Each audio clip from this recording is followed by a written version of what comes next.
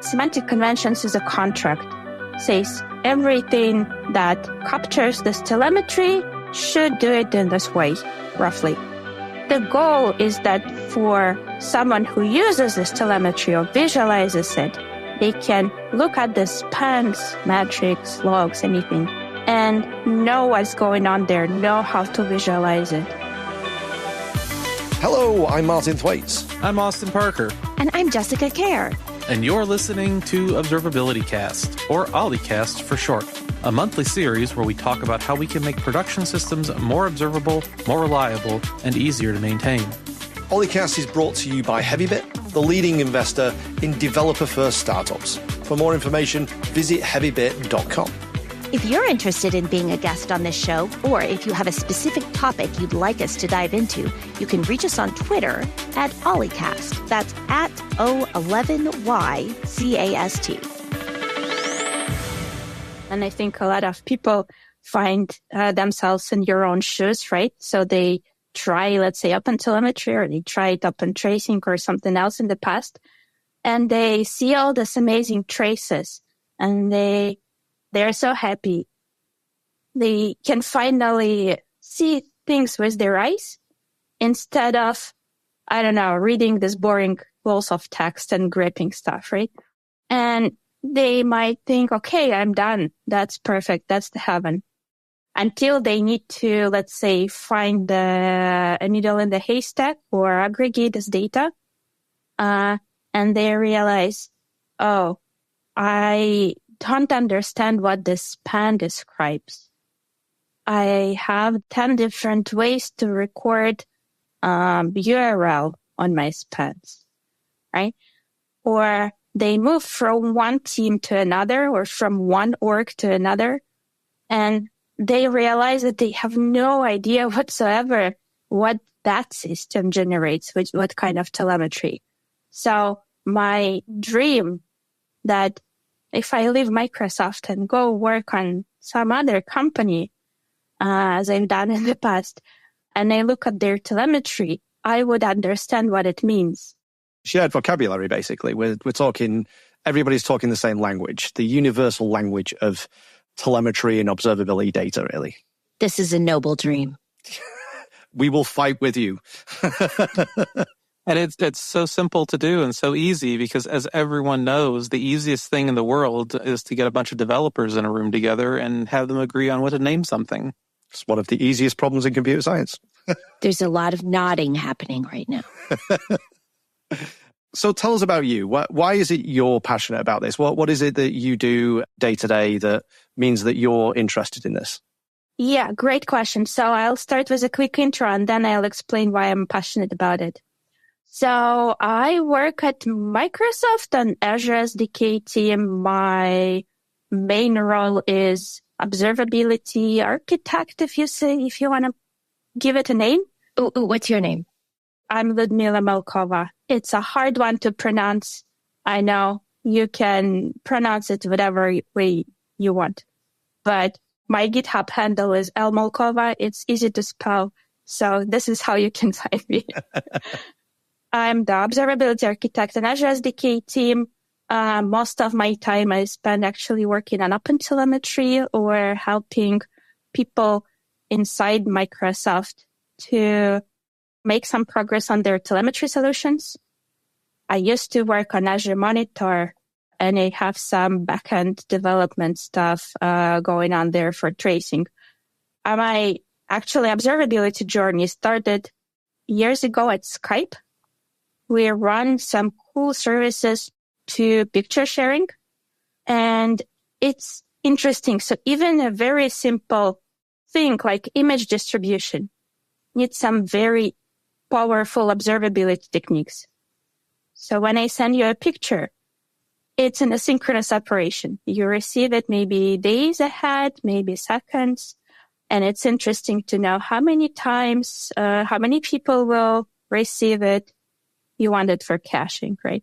Or it's interesting to, if we're both are online, it's interesting to know the end-to-end latency, right? How much time happened between I hit send and you actually started receiving. And it's hard to imagine how much semantic conventions and observability stuff work goes into making it possible. I don't think we actually ever achieved it properly. Well, we had some very complicated pipelines, Hadoop and whatnot, to actually analyze all this data and find the, say, end-to-end latencies. And I'm super passionate about it because maybe I just don't understand stuff. So people talk about some very high-level things. They say, okay, end-to-end latency, but they never bother to define it. Or they say, okay, our service is slow, but what does it mean? Slow in what? Or people say, okay, we need to change this stuff. This algorithm is imperfect. But if you have some telemetry and you look at it, you will find that this algorithm has nothing to do with reliability or performance. It's just something else. It doesn't even get to this algorithm. It's stuck somewhere else. Yeah. Well, it's the idea if we don't have data, all we've got is opinions. And, you know, whose opinion matters the most? Well, that's the debate, really. Yours, because your beard is the longest and your mouth is the loudest. My name's Martin, and I approve of this message. But yeah, this idea of being able to understand these complex operations, like video, is a really interesting difference. A lot of people will work in web. They'll, you know, open a request and they'll see a thing, and that's easy to reason about. It's easy to know what's going on. You've like you say, you've got these. What's a URL? What's a route or route, depending on where you are in the world. Those things are really easy, but it gets really a lot deeper than that, you know, how you expand that information out. And that shared vocabulary, that shared language that we have, if we have that between teams, if we have that between organizations, it makes onboarding easier and it makes fixing things. It reduces stress because, well, I can go and see the thing and it tells me what went wrong. It tells me where to go, which is the holy grail, really. Keep talking. I enjoy listening to it so much. Oh, I could talk for a long time. I actually really like talking to Martin because he gives a lot of feedback that other people don't give. And I don't always agree with it, but I enjoy listening to it a lot. Yeah, this is actually secretly Martin's performance review for the year. One thing that's interesting anecdote from a couple years ago, back when we're really just getting rolling with OpenTelemetry, and it was around when we invited the Prometheus maintainers in a little more to try and better align what they were doing with OpenMetrics and with what we were doing with OpenTelemetry. And I do recall very clearly there was a conversation where someone from the Prometheus community is like, you know, I don't know about the rest of the stuff you're doing, but these semantic conventions seem great. We're really, really interested in that.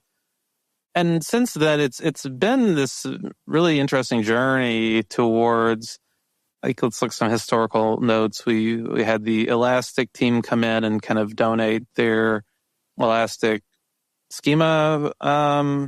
Elastic Common Schema. Yes, thank you. Elastic Common Schema. It was amazing. Everybody loved it. It was caused no disruptions whatsoever. It just helped everything along. Okay. For the sake of people who don't have all the inside jokes, no, we cannot agree on naming. And part of that was, let's change the semantic conventions to match this Elastic Common Schema. Oh, no, it's align them. No. Subtly different. Align. Oh. So what I wanted to ask Liudmila, though, is I think a lot of people, when they come into OTel, semantic conventions seem like this big, scary thing that's kind of happening off in the corner. Can we define semantic conventions real quick? So yeah, let's do a little, like, you know, soup to nuts. How we get here? What's going on? Why are these important? What do they do? And why do we spend so much time on them as a project? Oh, great questions. So let's do the journey of this developer who just enabled tracing. They look at the traces, they're happy, and now they want to, create a shared code between all the services, microservices in their team. They want to write some HTTP handler and they want everyone to use this handler. What should it do? At the bare minimum, it should give a span name right? They want to set a status. Well, what else? Maybe record exceptions. You probably need to capture something about HTTP request, right? You want to also say, what this pen represents? Is it a try? What do you do for redirects? And so on. So semantic conventions is actually the project that tries to answer these questions. There is this piece of technology like HTTP or databases, and you want to document what we capture, how we record telemetry about this technology. And we can go very broad. We can say all databases should do this. And we can have a way to narrow it down and say, oh, okay, for MongoDB, it means this specifically. But the general stuff still applies. And then this developer who just enabled tracing and now writes some common handler goes and implements this handler in a certain way. Or better, he can go and use the instrumentation created by someone else that follows the semantic conventions. And somebody else, like OpenTelemetry or some runtime that actually wants to provide some native instrumentation, they can implement the semantic conventions. So to summarize, semantic conventions is a contract. Says everything that captures this telemetry should do it in this way, roughly. It allows some wiggle room, but the goal is that for someone who uses this telemetry or visualizes it, they can look at the spans, metrics, logs, anything, and know what's going on there, know how to visualize it. I think it's a lot about removing the naming debate out of a lot of things. I mean, there's consistency. I get that. The main thing for me about the semantic conventions is nobody can argue about naming anymore. Do we call it http.route or do we call it http.request.url? Do we call it request.target? No. Semantic convention says this is the name. Shut up. We argue, so you don't have to. That should be the tagline for the semantic convention, SIG. But no, this idea that we can use standardized names for things, because then everybody uses the same name, whether you're implementing it in Go or you're implementing it in .NET or PHP or Java. We all know that http.route is what that means. It means how you did the routing infrastructure inside of your application, how it went to, how you did the templating. All of those things have a meaning now. The big thing for me, though, and I don't know whether this is what semantic conventions, one of their goals is it allows telemetry vendors, the people on the back end, to make assumptions about data. And really about being able to visualize and analyze that data is kind of the whole reason it exists. So if you've got a data catalog that tells us why these things are there, and if this thing's there and this thing's there, oh, it means this. So if you've got messaging.type is on there, and it says service bus or RabbitMQ. Oh, I know that there's a RabbitMQ instance there. I can put an icon on the span that says got a little rabbit on it. You know, these things help. These visualizations and all of that kind of stuff really, really helps. And to remove that away, if we really want OpenTelemetry to be this idea of a vendor-agnostic interface to those backends, we all need to use the same names, regardless of language, regardless of backend system, regardless of SDK. We need to use those same names. Yeah, see, Martin can say it much better than me. He is preaching the mission of the semantic conventions, I guess. So, Liudmila, are you on the semantic conventions committee? I'm the semantic conventions maintainer.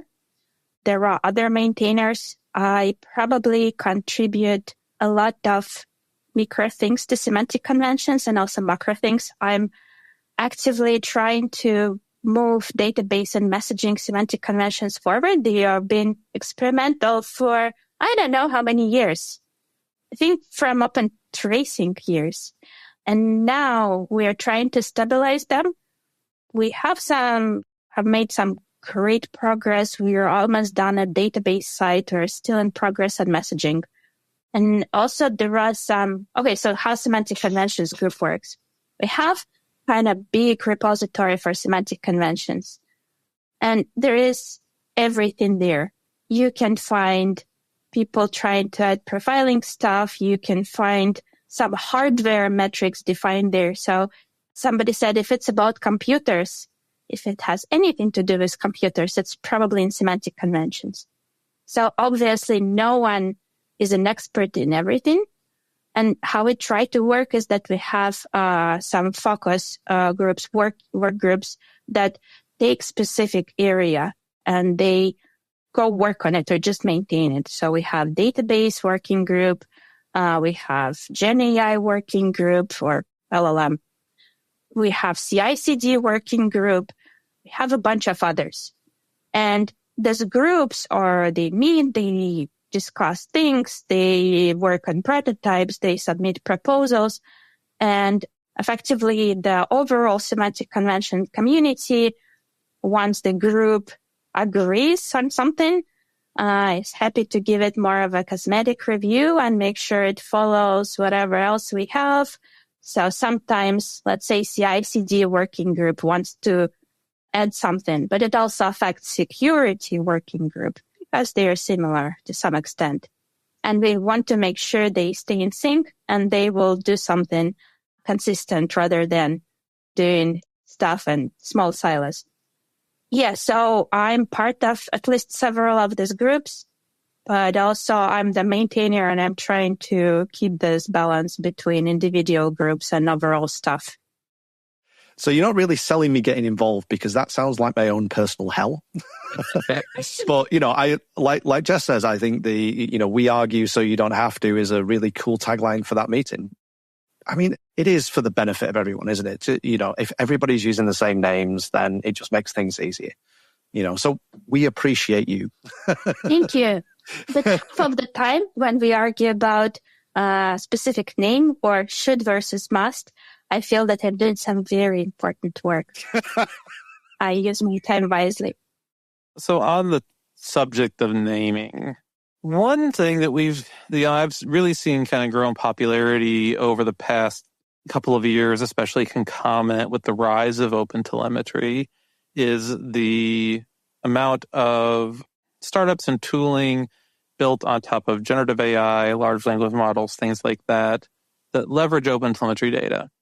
And I think that for as much as we like to think about how useful semantic conventions are to us as humans, so that we have this shared language and context, it's also very useful for language models and other people building sort of, generative AI stuff.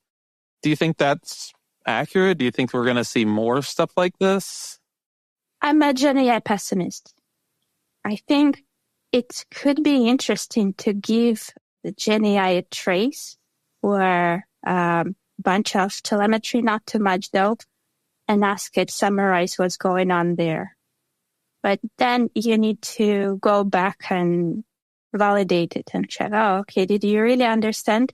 So I hope there will be some future developments that would allow to maybe, instead of showing you the whole huge trace, give you some parts of it that actually demonstrate something interesting. And I think we're pretty far from it. Maybe Honeycomb is ahead. In my part of the world, I haven't seen something optimistic. So I'm kind of a very pragmatic person and I want to just build a foundation. I don't know how people will use it. I'm happy if they will use GenAI. I want to build a foundation that all of these things are possible. You can write your query manually or you can tell GenAI to write this query. It doesn't matter, right? As long as data is there, it's structured, it's consistent, I'm happy.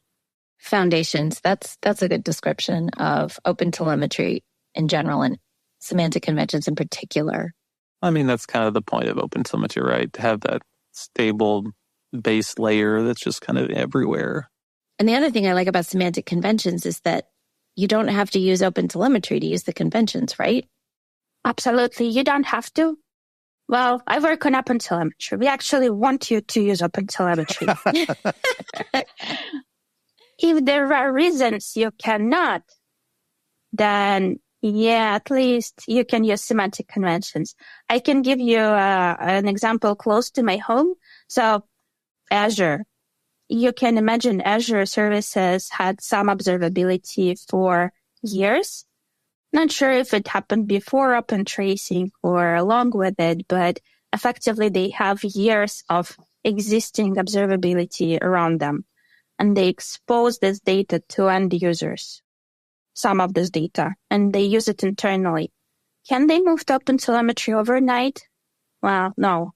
Can they use to OpenTelemetry over a decade? Maybe some. But effectively, if Azure services needed their events or logs or whatever, but they followed the same annotations as OpenTelemetry defines, that would be nice. We have some projects, let's say in Java, we have micrometer observation API and micrometer tracing and micrometer metrics. There are systems that use them. There are communities that want to use them. We can't always change it. We want to play nicely with them. We want to work with them. We want to unify at some point. We hope for it. But if the only thing they are open to be using is semantic conventions, well, that's awesome, right? So at least people can put this data in the same backend and they can use this data in the same way, even though there could be some difficulties with correlation, some features and stuff, but at least the shape of this telemetry will be similar. Yeah, and it's about shape and also the data that's contained within it. That data catalog is, yes, we've got a big blob of data, which we call attributes. But if at least they conform to the format, the API contract, but then also conform to like using the right names for the right things, it really doesn't matter about the internals of whether you're using Java or whether you're using .NET or PHP, but also whether you're using the OpenTelemetry library or whether the Azure SDK is producing its own telemetry. As long as it comes out in the same format, everybody benefits from the same thing. One other thing that's really, I think, exciting about this that we haven't talked about is that it is designed as kind of this separate thing, right? Like, OpenTelemetry isn't just saying this is how everything should be named. It's providing tools and formats and all this stuff to build an ecosystem of this, right? Because you can imagine a future where you, as you're building a framework or a library or a product or something, you could just ship your own convention file and say, hey, are you using my cool platform.exe? Well, here's all the data it emits and what that data means. And then tools that also speak in this terms of these conventions could import that and use it and build on it and do all sorts of cool stuff. And that's where that Gen AI, the LLMs comes in, isn't it? Because if we can describe the data up front, they've got a better idea. Even humans can, right, Liudmila? Yeah. And even before we get there, I think that there is a bunch of cool stuff that happening in OpenTelemetry regarding this. But it's like we grow. So I think I saw a few examples of OpenTelemetry growth that touched things that were never happened before. So for example, instrumentations, right? The presence of common instrumentation libraries, it's been there for years. But at some point, we start seeing native ones coming and native ones opening some problems. Like, I don't know, if a runtime instruments their HTTP client, they end up discovering a lot of interesting edge cases and corner cases for just the HTTP. Or when we instrument, messaging stuff, again, we discover that there are a bunch of core things like, the throughput or latency. But there are also things that are specific to my messaging system. How do I describe it? Where do I put it? I can keep it in OpenTelemetry. I can keep it to myself. I can document it somewhere else and give everyone my documentation. One cool thing that happens in OpenTelemetry is it's called Project Weaver. The goal is to allow you to define your own semantic conventions. You can generate markdown files. You can generate code. Currently, code generation is, it's not awesome. It just generates you some attribute names, and maybe you can generate the metric definition, the function that will give you an instrument. But in the future, what we can do, well, that's another dream. Imagine you have a Swagger for your open API description for your service. What if you describe the telemetry there? What if you can say, okay, this operation can be described with the span, and you can also have a metric, and these are the attributes. You get them from these parameters of the model or from the headers or whatnot. And you hit generate, and you get your SDK generated with telemetry in it, right? That's the dream I have for the, not just semantic conventions, but every piece of tooling around it. And you don't need to host the semantic conventions in OpenTelemetry. I can imagine, as we have instrumentations outside of OpenTelemetry repositories, that we may have some registries of semantic conventions, some complementing instrumentation libraries hosted somewhere else. They can be specific to a certain domain, let's say security, or they can be highly optimized. They can have some other properties. It's just there could be multiple complementing forms of instrumentations and different parts of the semantic convention definitions. So you think like the idea of, well, let's create an e-commerce semantic convention. So if you're writing an e-commerce site, then maybe there's some common things for how we describe products or categories. It might be to do with, well, you run an observability platform. Maybe this is how you do your internal telemetry. So it's not just limited to the tech, but also to the domain. And people could be, we're the arbiters of the e-commerce semantic convention domain, or I'm sure there's lots of other ones, not just like security and stuff like that, but I create products like this. Again, somebody else has had a naming debate so that you don't have to argue about it internally and you can just bring those things in. Absolutely.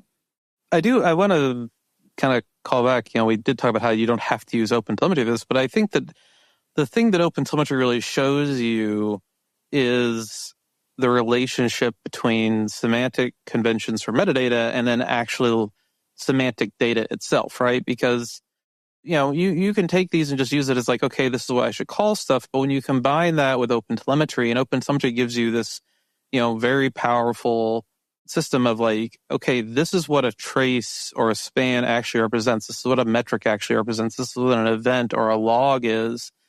And we link all this together with context. It's the jelly to the peanut butter, right? It's two things that taste great that go great together. Because just knowing the names is like, okay, well, that's fine.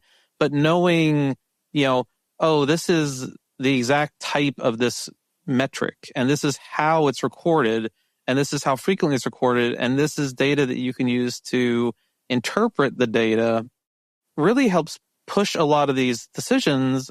It shifts them left, right? It's, instead of your observability vendor, whoever, having to say like, okay, well, here's all of your stuff. Here's your dashboards, your alerts, whatever. It means that if I'm creating my framework or library or product or whatever, I can just say like, oh, no, this is what you need to pay attention to. I describe it through the semantic conventions. I shape the data using, OpenTelemetry and OTLP. And then you don't have to guess anymore. You don't have to figure this all out through experience. You can just use the people, use someone else's expertise and save time. Yes, I consider this using semantic conventions only as a first step, right? If you cannot use the rest, you start with the basics. And this is part of your transition journey. But of course, there are things you would only benefit from if you use the whole stack. And I like the fact that inside of the semantic conventions, some of it is just, here's a name for a thing and here's what it should contain. But some of them say, if you've got a span for a HTTP request, here's what should be there and here's what must be there. There's that idea of you have to have these, but, which helps describe a whole span, not just the name. Yes, the must versus should. What is that about? Oh, yeah. Anytime anyone introduces must, you get an enormous amount of pushback usually. What does must imply? Yeah, the capital must implies that no matter what, even if the Earth explodes or something, you must do something. Give you an example. The part of the debate I've been into, we have sampling in OpenTelemetry.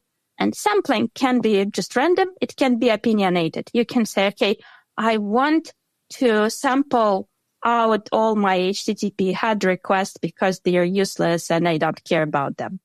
But sampling is a thing that, well, at least usually it runs before you collect any information. It runs when the span starts, right? And in order for you to have a sampler like this, you need instrumentations to provide you some information, right? For example, the HTTP method name. But instrumentations can require high performance. They can have some opinions. And they might say, oh, okay, it's too expensive for me to collect the HTTP method for all spans, even though that usually I will collect maybe 1% of them. So I want to optimize on performance, and I don't want to collect the HTTP method name and provide it at the start time. So I was very radical. I wanted all instrumentations to collect this information. I pushed hard for must there. So if you collect these attributes, you must provide them at span start time.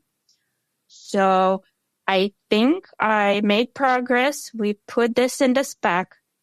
And then when we were working on HTTP semantic conventions, we started figuring out some edge cases where, okay, there are some questionable attributes. Not everyone can collect them. There are performance implications, security implications, and whatnot. And we changed it to should. The should is you must, but there could be good reasons for you not to.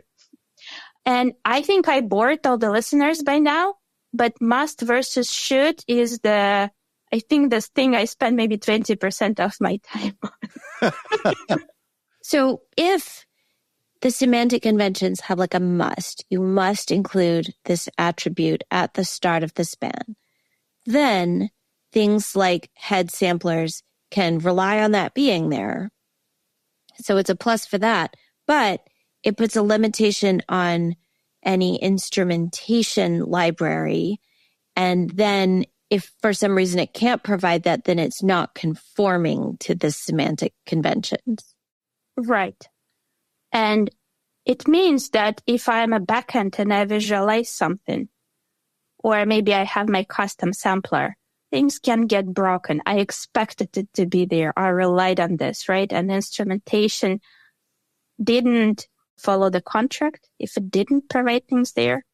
So this is the contract and this is a broken contract, right? And that causes some real problems. You know, head sampling is one really interesting area where having more information allows you to do better head sampling. If literally all you've got is the URL, that's the only thing that you can use, it becomes hard to do head sampling.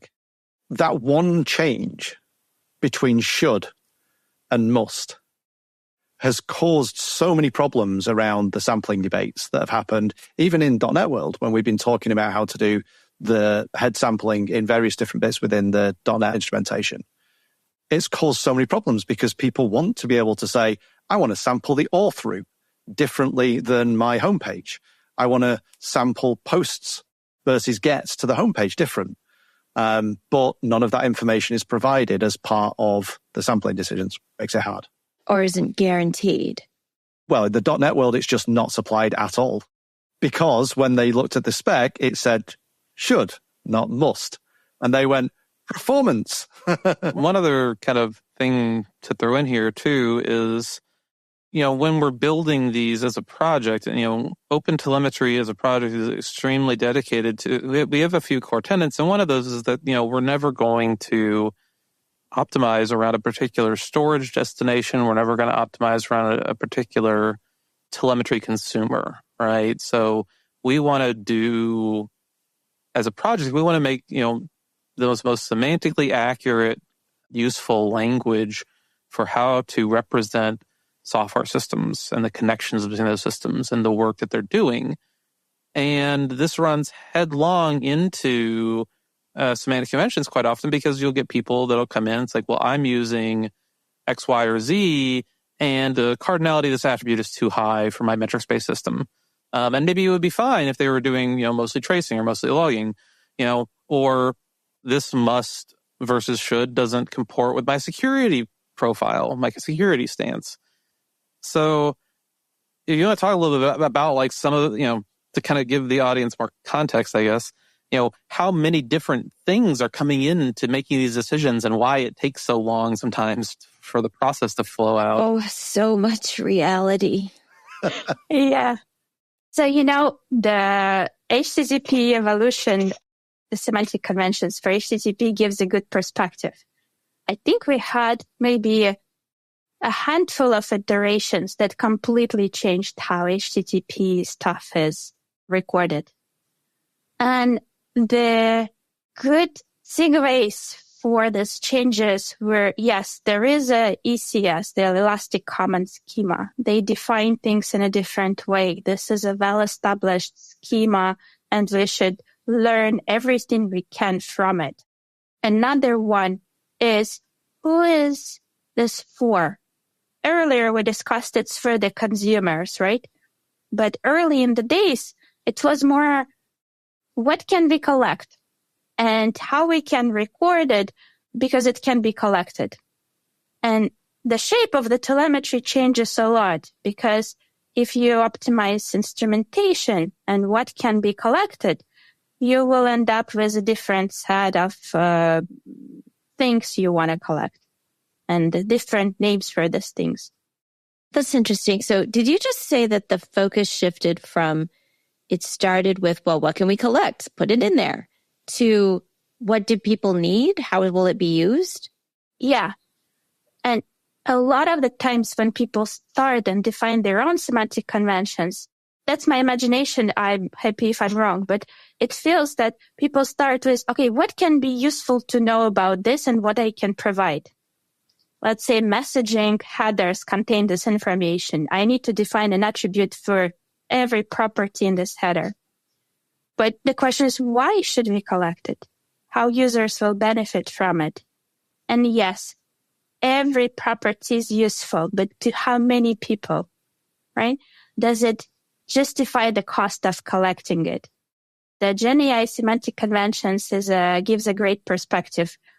People want us to record everything, requests to model, responses from models. There are a lot of good reasons for it, but there is a balance. You cannot collect it by default, all of it.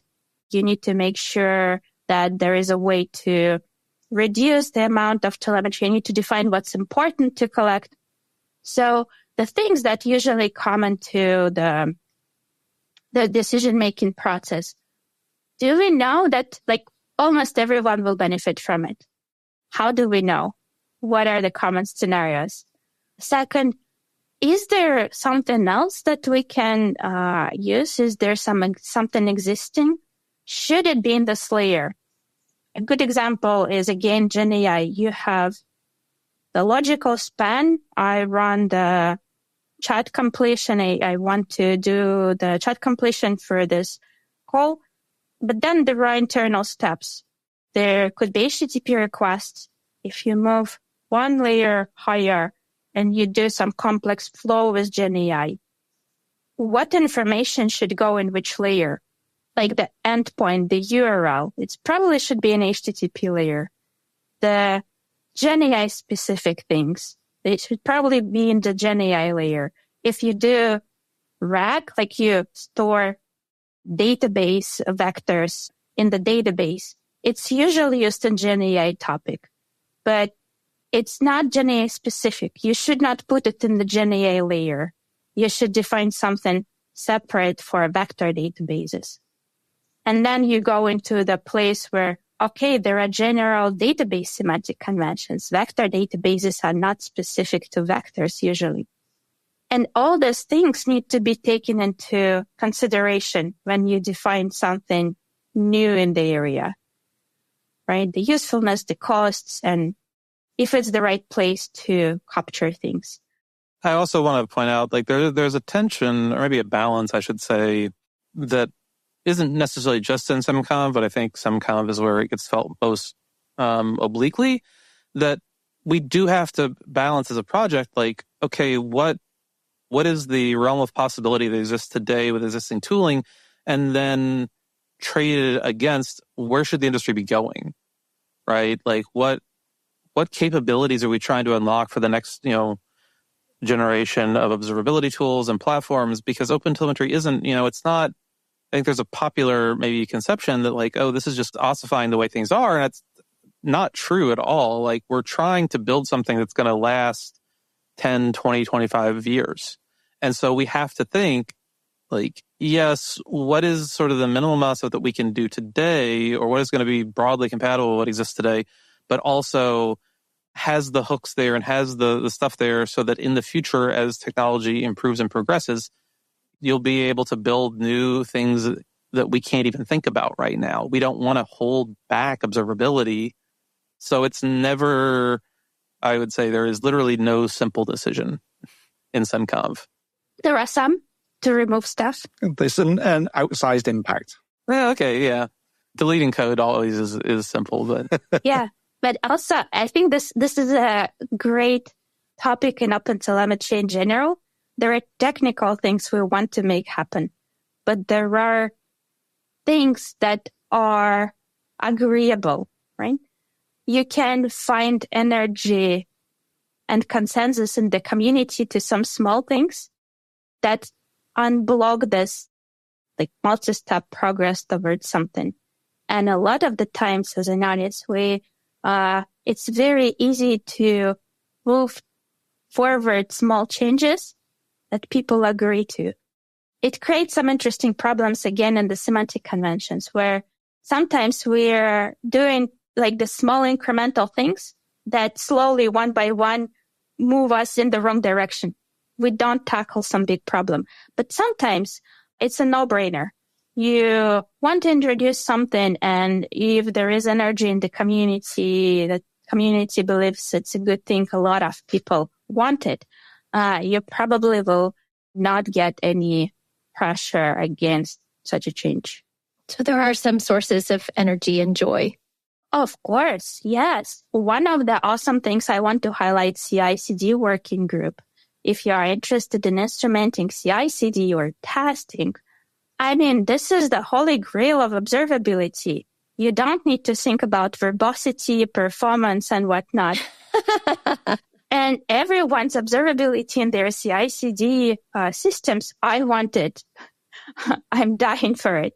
And they just introduced a bunch of semantic conventions for this area. I'm excited to see the progress there. And they are actually starting to meet regularly. If you want to join CI/CD working group, please do. Because everyone knows what CI/CD is. Everyone wants to see some progress there. I think they are moving super fast and making great progress. Wonderful. Yeah. And where can people join the continuous integration deployment working group? The best place to start is to go to OpenTelemetry community, and there should be projects there. There is a CI/CD project listed in the community repo. There should be some Slack channel listed there as well. Again, they are picking the meeting times, so there are no meeting times yet, but there will be soon. Great. Where else can people go if they want to learn more about you, about semantic conventions, about participating? Yeah, the OpenTelemetry semantic conventions repo is a good place to start. It's probably overwhelming. There is tons of stuff there. We have a Monday meeting, 8 a.m. Pacific time, every Monday. There is a Slack channel. Please join, ask your questions. Was that in the CNCF Slack? The CNCF Slack, yes. So one thing we are experimenting with in semantic conventions meeting is leaving some time for brainstorming and design to actually help people design semantic conventions rather than discussing their proposals or some comments on the pull request, so they can actually come and have this open floor discussion and get some suggestions. Nice. yeah, I have a very high hopes for people actually using this opportunity to come and design stuff with us. Fantastic. Liudmila, thank you so much for joining us on o11ycast. Yeah, thank you for having me. That's all we have time for today. If you're interested in being a guest on this show, or if you would like to suggest a topic, find us on Twitter at o11ycast. That's o11ycast. o11ycast is brought to you by Heavybit, the leading investor in developer-first startups. To learn more about Heavybit, visit heavybit.com.